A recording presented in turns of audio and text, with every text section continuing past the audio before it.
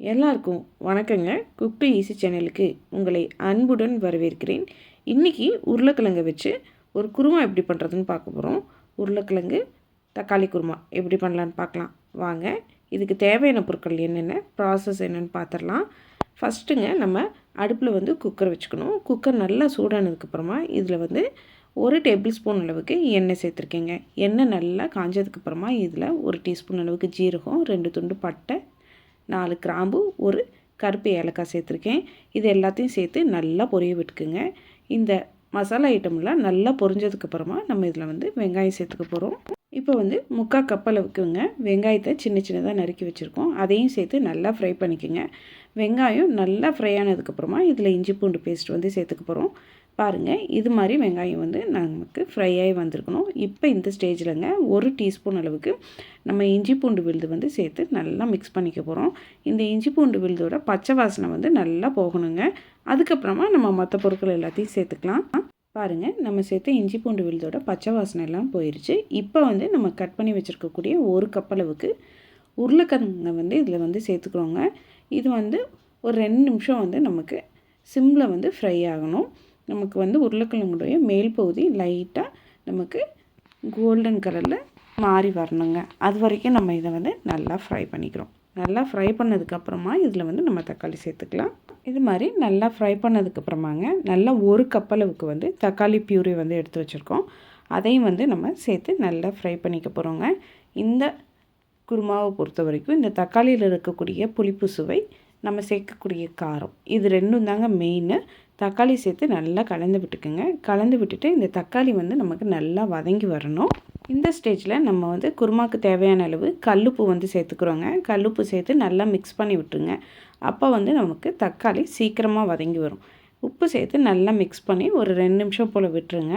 இதை நல்லா வதங்கினதுக்கப்புறமா இதில் நம்ம மசாலா பொருட்களும் சேர்த்துக்க போகிறோங்க. இதில் மசாலாக்கள் ரொம்ப ரொம்ப கம்மிங்க. 1/2 டீஸ்பூன் அளவுக்கு மஞ்சள் தூள், 1 டீஸ்பூன் அளவுக்கு மிளகாய்த்தூள், 2 டீஸ்பூன் அளவுக்கு மல்லித்தூள், அவ்வளோதான். இது எல்லாத்தையும் நம்ம இந்த தக்காளி மிக்ஸோடையே சேர்த்துட்டுங்க. மிக்ஸ் பண்ணிவிட்டு அடுப்பை சிம்மில் வச்சுட்டு இது நல்லா வதங்கி வர்றதுக்கு விட போகிறோம். அதுக்கப்புறமா நம்ம இதில் தண்ணி சேர்த்துக்க போகிறோங்க. ஃப்ரெஷ்ஷான கருவேப்பிலையை இந்த ஸ்டேஜில் சேர்த்துக்குங்க. இது மாதிரி சேர்க்கறதுனால நமக்கு இந்த கருவேப்பிலையோட ஃப்ளேவர் இந்த குருமாவில் இறங்கி நமக்கு இந்த ஆலு குருமா சூப்பராக இருக்குங்க. சிம்மில் வச்சு இதே மாதிரி நம்ம வதக்கிக்கிட்டே இருக்கும்பொழுது தக்காளி நமக்கு நல்லா சுருண்டு வதங்கி வருங்க. பாருங்கள், இந்த ஸ்டேஜ் வரைக்கும் நம்ம நல்லா வதக்கிக்கணும். இப்போ இந்த ஸ்டேஜில் நமக்கு குருமா 1/2 கப்லேருந்து 3/4 கப் அளவுக்கு தண்ணி சேர்த்துங்க.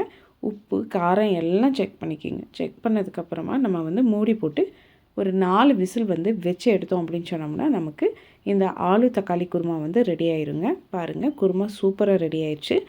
இப்போ குக்கர் ஓப்பன் பண்ணிவிட்டு திரும்பவுமே அடுப்பை ஆன் பண்ணிங்க. லைட்டாக அந்த குருமாவை கொதிக்க வைக்க போகிறோம்.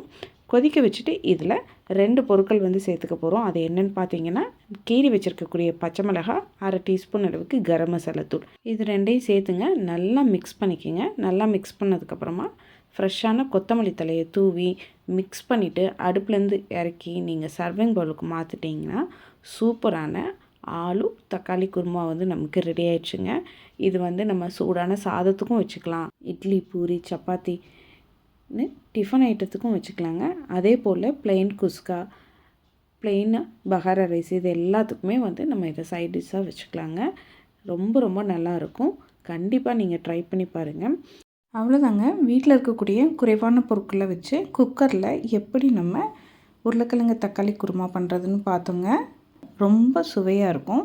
கண்டிப்பாக நீங்களும் ட்ரை பண்ணி பார்க்கணும். உங்களுக்கு இந்த உருளைக்கிழங்கு தக்காளி குருமா ரெசிபி பிடித்திருந்தால் குக் டு ஈஸி சேனலை லைக் பண்ணுங்கள், ஷேர் பண்ணுங்கள், கமெண்ட் பண்ணுங்கள்.